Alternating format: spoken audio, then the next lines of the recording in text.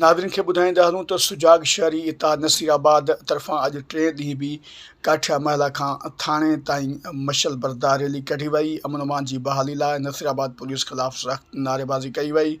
Rally जी अॻवानी इतिहाद जो सदर आसिफ काठियो, मंसूर सुमरो, ज़वार हुबदार लगारी, हमीद इनकलाबी दीदार खोखर, मंसूर काठियो ऐं ॿिया करे रहिया।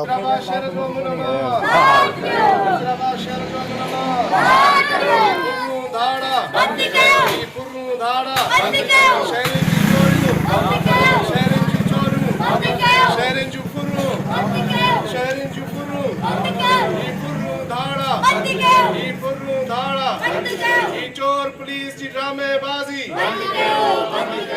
चोर पुलिस उन मौके ते रैली खे ख़िताब कंदे अॻवाननि चयो त नसीराबाद में अमन जो पखी उॾामी वियो आहे। ॾींहं ॾिठे जो वारदातूं थियनि थियूं। नसीराबाद पुलिस अमन अमान कराइण में मुकमल तौर ते नाकाम थी चुकी आहे। बदामनी सबबि कारोबार खे पिणु कापारी धकु लॻो आहे। अॻवाननि वधीक चयो त बदामनी ते कंट्रोल करे शहर जे अमन अमान बहाल करायो वञे, ॿी सूरत में जदोजहद जो दायरो वधायो वेंदो।